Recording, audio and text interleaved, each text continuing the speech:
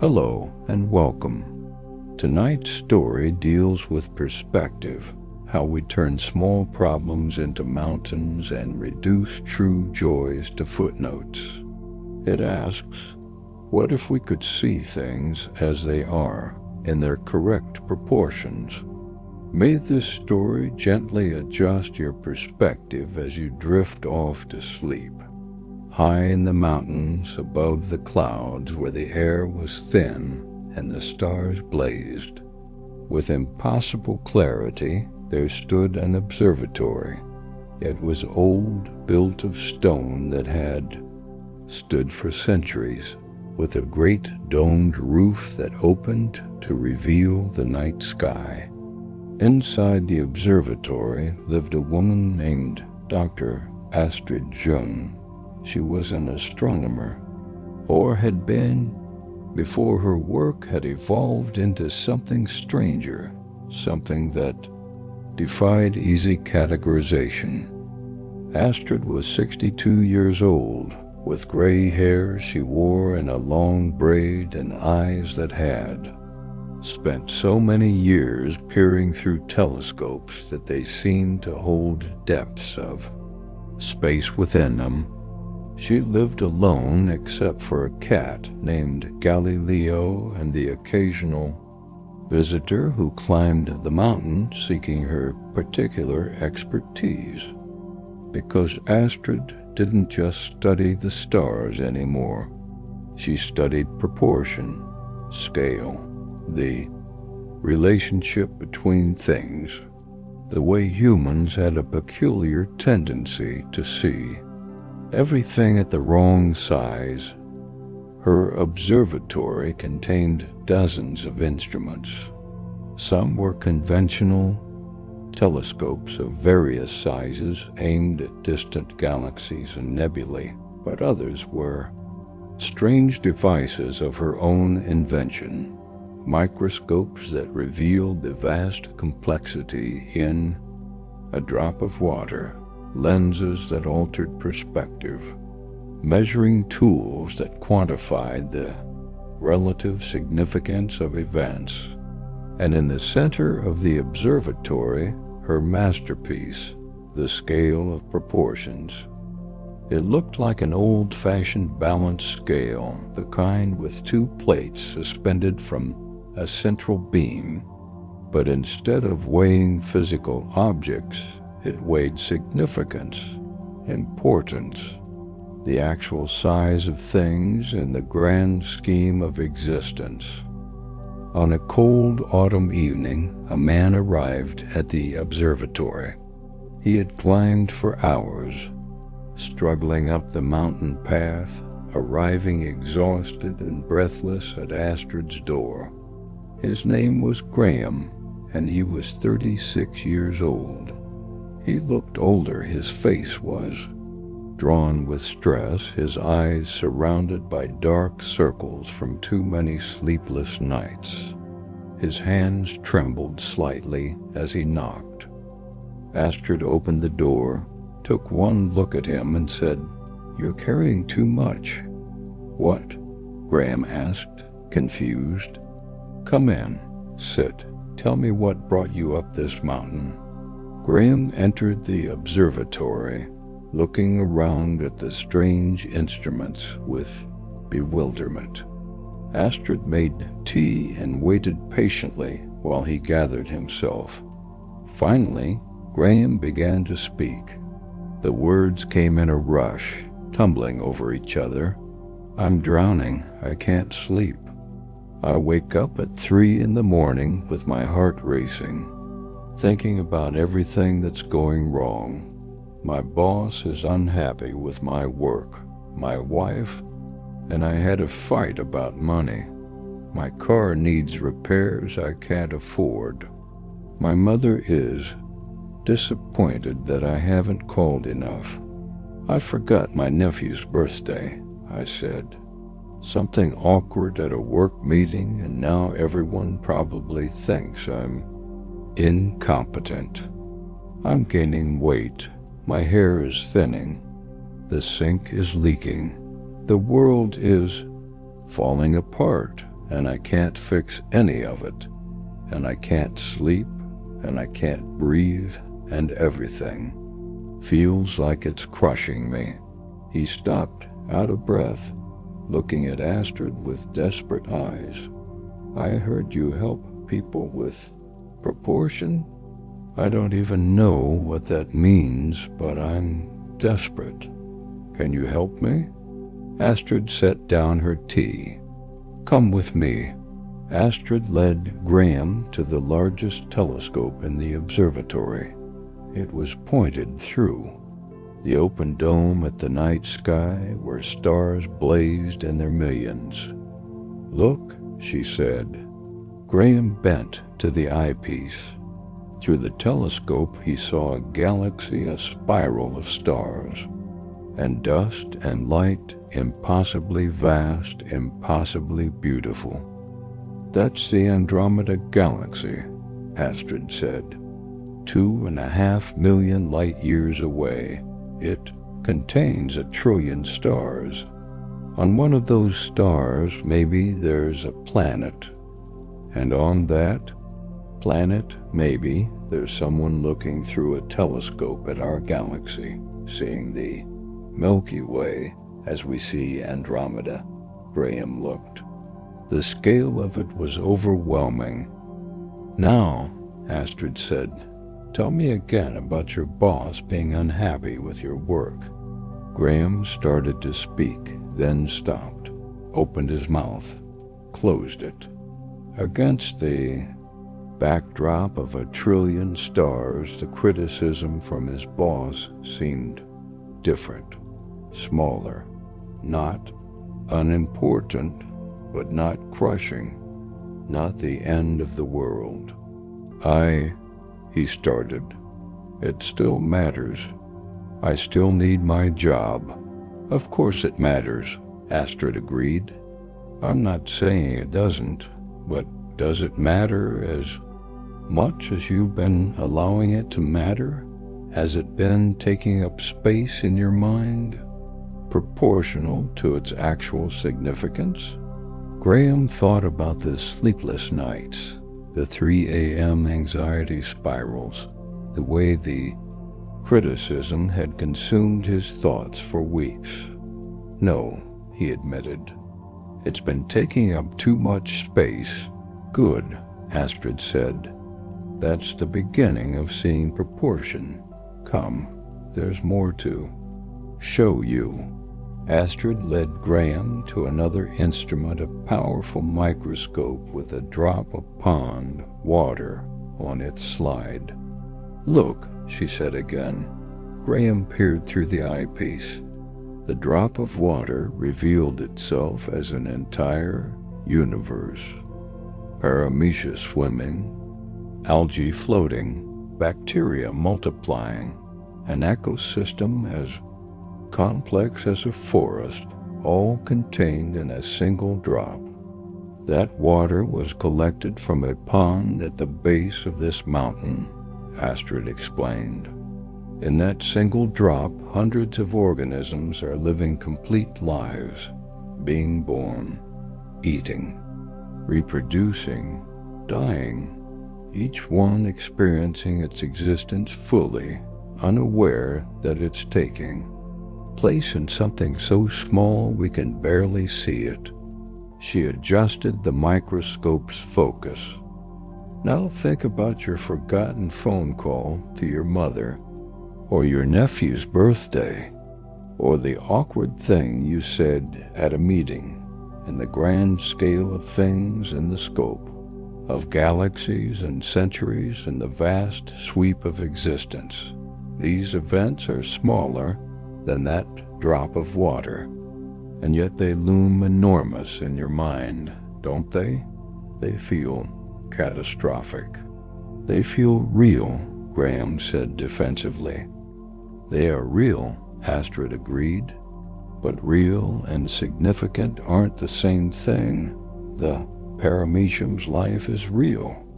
Its experiences are real to it, but in the larger context," she gestured at the window, at the mountain, at the sky beyond. Context matters. Proportion matters. Finally, Astrid brought Graham to the center of the observatory, to the scale of proportions. "This is my life's work," she said. "It took me 30 years to build and calibrate." Measures the actual weight of things, not physical weight, but significance. The true size of events and worries and problems in proportion to a human life. The scale stood about 6 feet tall, gleaming brass and silver, with intricate mechanisms and dials. "Tell me your worries again," Astrid said, "one by one. We'll weigh them." Graham started with the work criticism. "My boss said my last project was disappointing. He said I need to improve or there might be consequences." Astrid made an adjustment to the scale. On one plate, a weight appeared. Graham couldn't quite see what it was made of, but it glowed faintly. The scale tipped slightly. "Moderate significance," Astrid read from a dial. "Warrants attention and appropriate response. Does not warrant loss of sleep or catastrophic thinking. Weight in proportion to a life, minor but real." Graham felt something shift in his chest. Minor but real, that felt accurate, better than the crushing catastrophe he'd been treating it as. "Next worry," Astrid prompted. "The fight with my wife about money." Another weight appeared. The scale tipped more significantly. "Higher significance," Astrid read. "Relationships are central to human well-being. Financial stress in partnerships requires attention and communication. Weight, moderate, important, but solvable, not life-ending." They went through each worry. The car repairs, the forgotten birthday, the awkward comment, the leaking sink, the weight gain, the hair loss. Each one was weighed. Each one registered. Some barely moved the scale.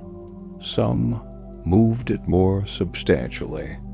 But none of them, not even in combination, registered as the crushing, life-destroying catastrophes that Graham had been experiencing them as. "Do you see?" Astrid asked gently. "You've been living as if everything is an emergency, as if every problem has the same weight, but they don't. Most of what you're carrying is actually quite light. You've just been magnifying it, giving it weight it doesn't actually have." Graham stared at the scale, feeling something he hadn't felt in months. Perspective. "Now," Astrid said, "let's weigh what you haven't been paying attention to." She adjusted the scale again. "The fact that you're healthy, that your body works, that you wake up each morning without pain or illness." A weight appeared on the opposite plate. It was substantial, glowing warmly. "Major significance," Astrid read. "Health is the foundation of everything else. When present, easily taken for granted. Weight, substantial and precious."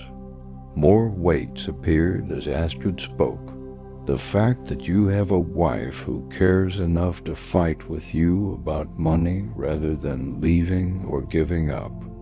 That you have family who notices when you don't call. That you have work even if it's stressful. That you have a nephew whose birthday matters to you. That you live in a time and place where a leaking sink is a problem you can solve rather than a disaster that destroys your home." With each true weight added, the scale tipped dramatically. The plate holding Graham's health, his relationships, his resources, his fundamental security. It far outweighed the plate holding his problems. Graham watched this with tears streaming down his face. "I've been blind," he whispered. "Not blind," Astrid corrected, "just out of proportion.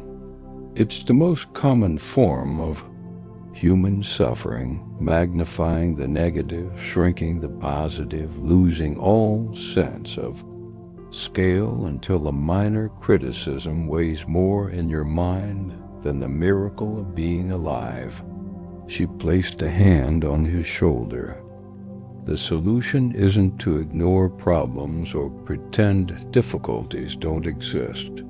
It's to see them in proportion, to give them appropriate attention, neither too much nor too little, to solve what can be solved and accept what can't, to stop living as if everything is in Tricon emergency." Astrid taught Graham a practice, something he could do at home without the observatory's instruments. Every night before sleep, she instructed, take 3 deep breaths. With each breath, adjust your perspective. First breath, zoom out. Imagine yourself from above.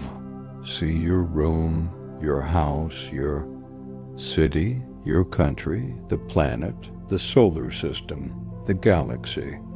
See yourself in the vast context of space and time. Let your problems shrink to their true size. Second breath, zoom in. Think of the cells in your body, the breath in your lungs, the heart beating in your chest, the billion tiny miracles happening right now to keep you alive. Let gratitude for the fundamental gift of existence fill you. Third breath, zoom to human scale. This is your life. These are your relationships.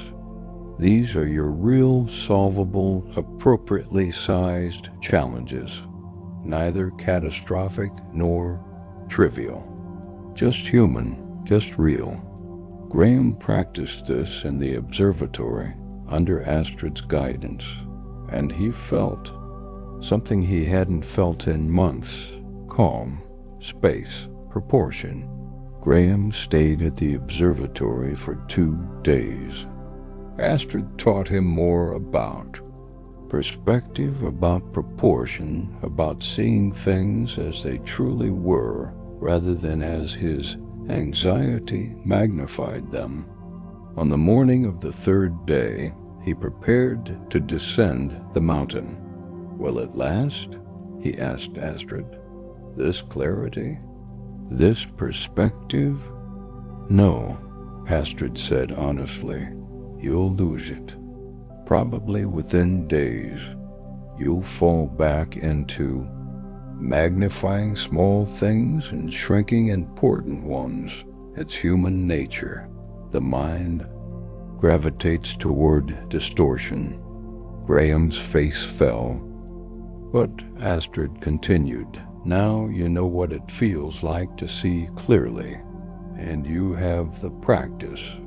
When you notice yourself catastrophizing about something small, you can pause, breathe, adjust your perspective.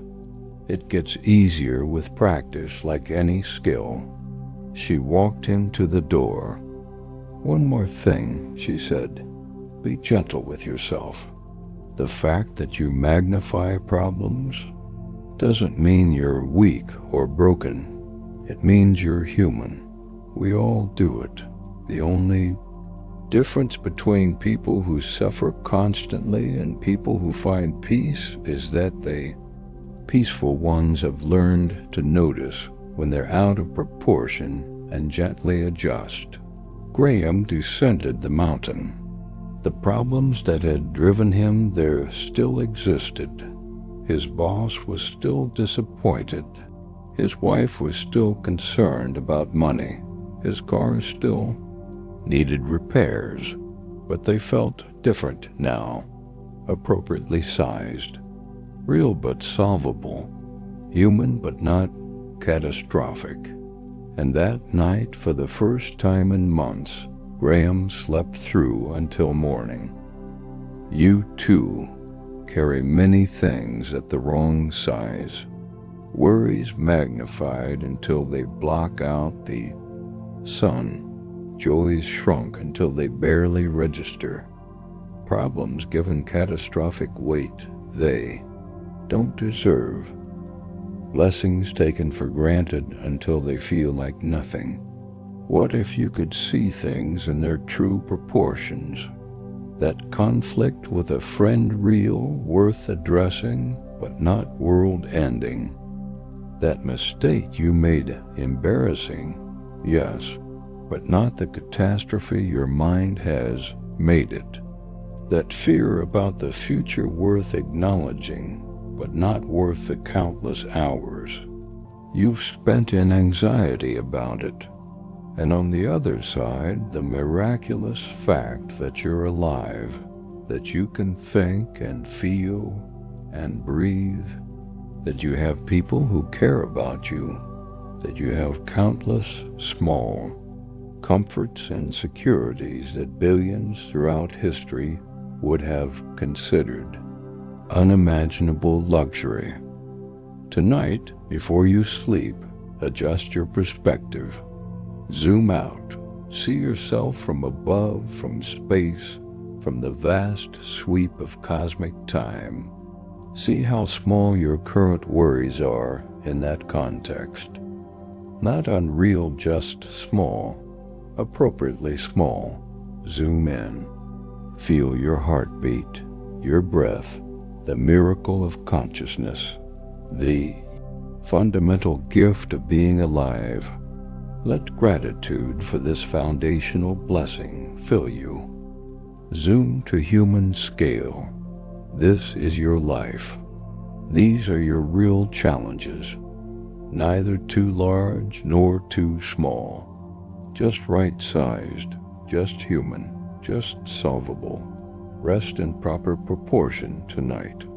Let things be the size they actually are, and sleep in peace, knowing that most of what troubles you is smaller than you've been treating it, while most of what blesses you is larger than you've been noticing.